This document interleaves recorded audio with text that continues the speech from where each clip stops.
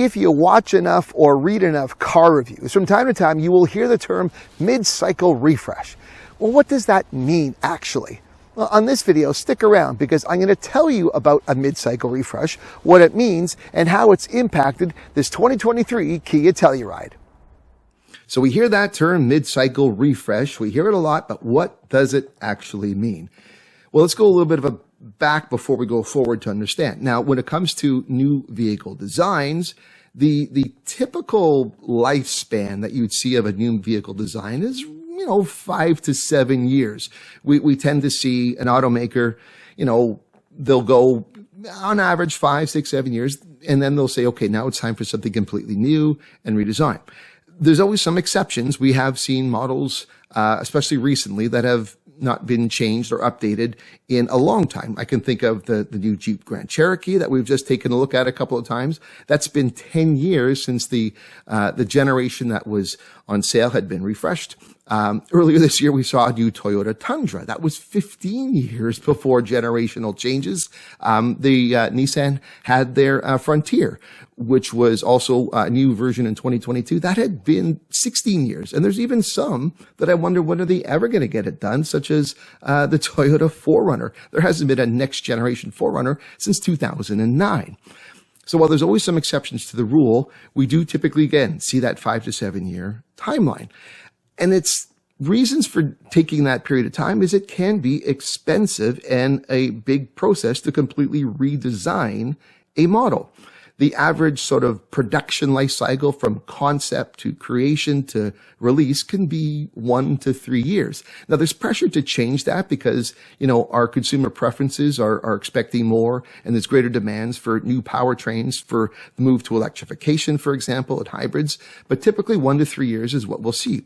It also comes with great cost. So, if you're going to put a whole lot of money into developing a new platform, new body styles or whatever, it probably, needs to get some return on investment. So you're going to have it out there for a period of time. The challenge is, of course, is we as consumers tend to have a love for the newer, shinier things that are on dealership lots, or we see on reviews, or we see buying online.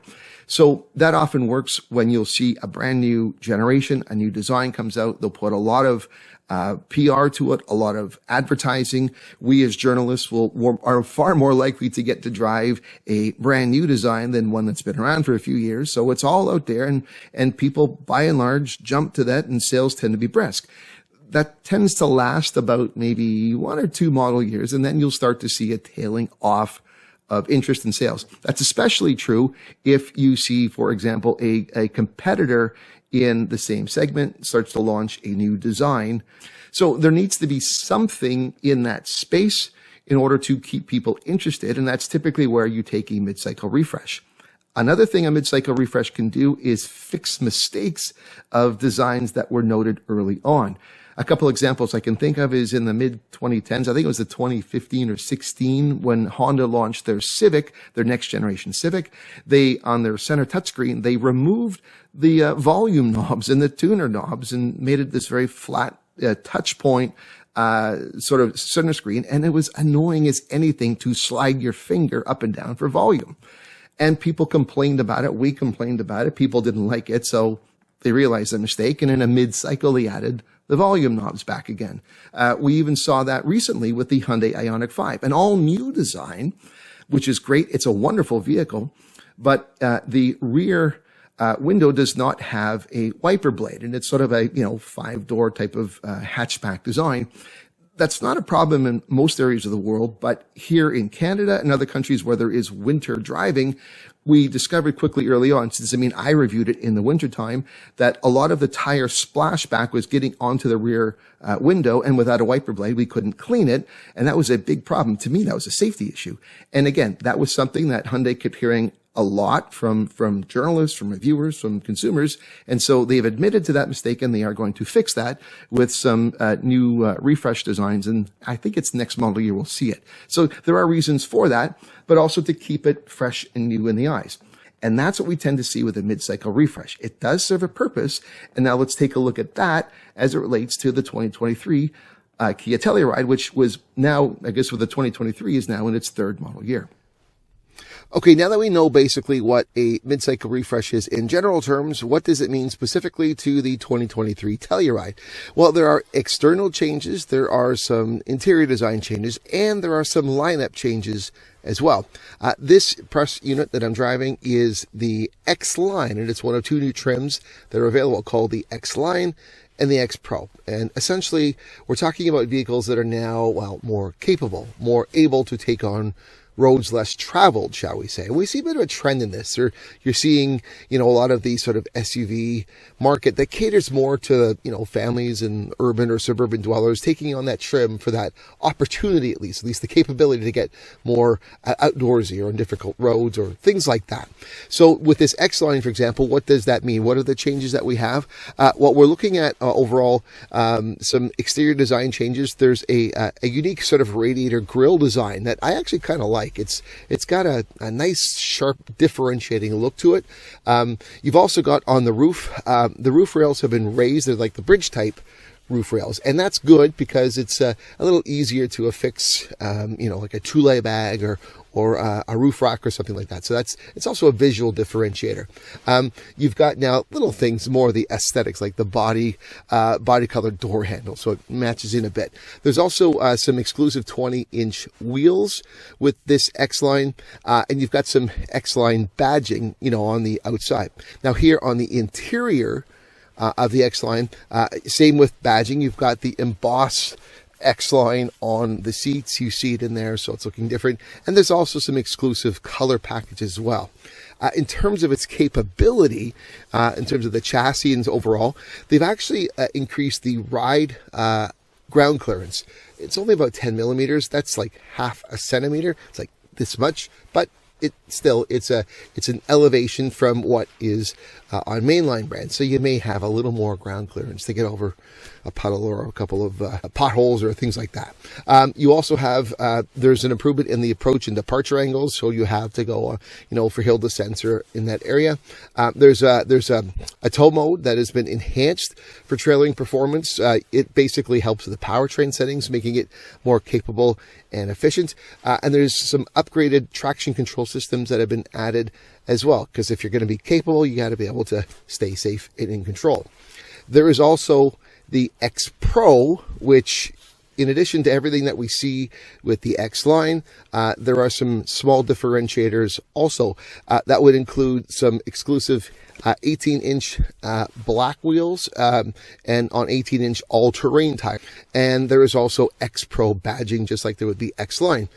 For the inside, we also have the X Pro embossing, and perhaps more notably in the rear cargo area, there's a 110-volt inverter outlet. So if you want to plug in something when you're out camping, that's what you have. In terms of the chassis for the X Pro and the capability, in general, the new Telluride, the 2023, has been increased in its towing capability. It's now 5,000 pounds, but with the X Pro, it jumps up to 5,500, so even more towing capability. In terms of all general trims, what are some of the differentiators? Where is the mid-cycle refresh visible, not just in the X Line and the X Pro, but across all? We have some exterior design changes. You will see on the front, you've got a revised vertical headlamp design, and it's an LED type, which is available. And there's also available fog lamps now.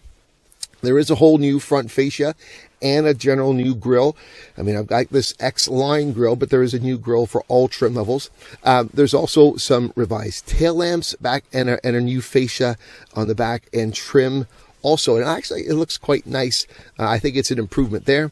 There are new wheel designs for all trims. There is also 3 new exterior colors that have been made available. They're called, I believe, Midnight Lake Blue, Dawning Red, and Jungle Green.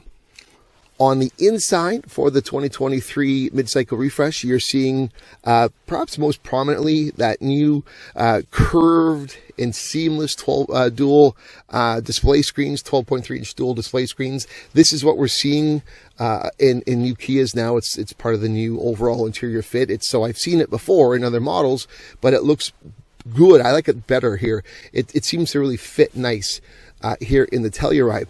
So you've got your 12.3-inch gauge cluster, which is also available. It's here on this X Line. And the center display, it now includes navigation as standard. And it just seems that, you know, why are we always upgrading for things like that, especially on a vehicle in this sort of category and segment.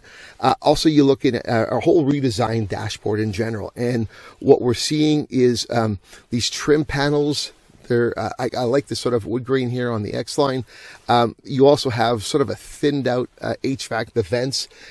We're seeing this around more and more, sort of make them less obvious, and you're still, but still there. So it takes away from some of the visual. It's more focused on the aesthetic design. And there's also some interior color packages and a new steering wheel also, which, I mean, it doesn't seem too much different, but there have been some changes made to it. You're also looking at some new technology and convenience features. There is the 12.3-inch navigation has been upgraded. It's up from 10.3 inches, so more visible. I mean, it always amazes me. You'll still the odd time find really small nav screens, and I think that's more the standard now. And the power liftgate, it's also now what we call, they call it anyway, a smart power liftgate, and has auto close functionality. So overall, generally speaking, these are the changes. I'll speak a little bit more to some of the other safety features and the overall drive as it remains in this next little segment. So let's go to a little narration. The Midcycle Refresh of the Kia Telluride has seen some additions and enhancements to the suite of driver assist and safety technology that take it beyond where it previously had been.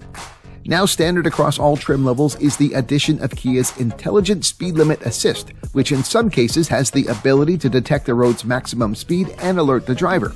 Also standard is Forward Collision Avoidance Junction Crossing, which is designed to detect crossing vehicles while passing through an intersection. If the system detects that a collision may be likely, it may apply the brakes to help slow or even stop the car. Other new advanced safety features are available depending upon trim level chosen, but upgrades overall are indeed evident and positive. But not everything has changed with the refresh, and that includes the continuation of having just a single powertrain option, which is a 3.8-liter V6 GDI engine producing 291 horsepower and 262 pound-feet of torque. The engine is paired to an 8-speed automatic transmission. It would have been nice to see either a hybrid or plug-in hybrid added to the Telluride as an option, given that the combined fuel efficiency rating of 10.2 liters per 100 kilometers or 23 US miles per gallon for front-wheel drive and 11.2 liters per 100 kilometers or 21 US miles per gallon for all-wheel drive is losing ground to newer and more efficient competitors. But it looks like we'll have to wait for a full redesign to see if more fuel-efficient or even zero-emission options will be in the offering at some point. Also unchanged is that the Kia Telluride offers plenty of versatility for those seeking a mid-sized 3-row SUV, while offering it at a price point that remains highly competitive within its segment. So as you can see, a mid-cycle refresh does play an important role for automakers as they traverse between one generation of a model and the next. And with this Kia Telluride for 2023, the changes are not dramatic, but they're enough to keep probably the interest at dealerships going and sales at a respectable level. I hope you've enjoyed this look and understanding of what a mid-cycle refresh is. And if you're not subscribed to my channel, please consider doing so. If you are subscribed, don't forget to ring the bell so that you're notified of every time I upload something new. That's it for now. I'm Eric Novak. Thanks for watching.